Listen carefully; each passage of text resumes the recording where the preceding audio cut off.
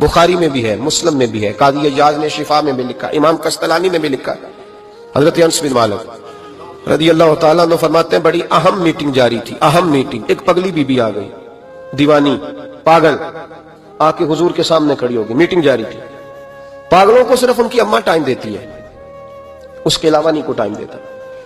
मैंने देखा है माँ अब नॉर्मल बच्चे को भी कई कई घंटे संभालती है, बल्कि जिंदगी उसके साथ बिता देती है। 22-22 साल के बच्चे के पैम्पर अम्मा बदलती है, सिवाय माँ के, वो भी अल्लाह अगर तौफीक दे तो, वरना कोई करीब नहीं आता। एक अब नॉर्मल बीबी, थोड़ा सोचिएगा, अफसाना नहीं सुना रहा, ये अफसाना निगारी नहीं है, ये वो रंग है जिसका सूरज भी गवाह है, जिसका चांद भी गवाह है, जिसकी ये धरती गवाह है, आसमान गवाह है। ये वो अंदाज है, और ये इस पर टाइम नहीं लगा, सिर्फ 23 सालों में हर चीज बदल के रह गई।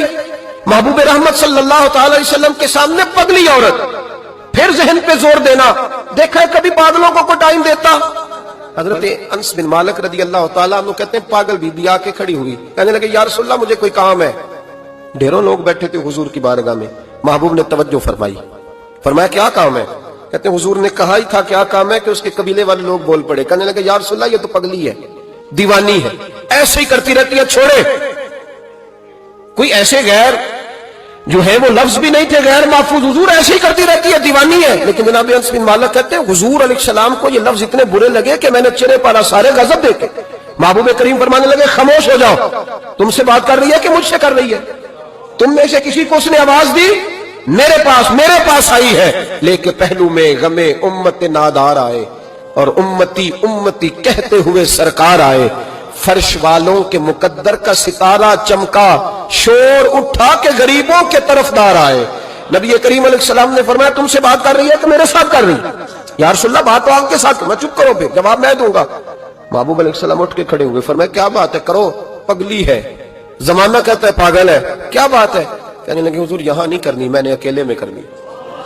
हजरत अनस कहते हैं हुजूर को अकेले में ले गई, सारा मदीना गुजर के सहरा आ गया, रेत पे हुजूर को बिठा लिया, महबूब बैठ गए, मैं भी पास था। कहते हैं उसने अपने दुख छेड़ दिए, कहने लगी हुजूर मदीने के बहुत सारे लोग मुझे पागल समझते हैं, मेरे अपने भी मेरी बात नहीं सुनते, बच्चे मुझे रोड़े मारते हैं, या रसूल अल्लाह कोई वक्त पे खाना नहीं पूछता, वो जो सवाल करती मेरे महबूब तसल्ली के साथ जवाब देते।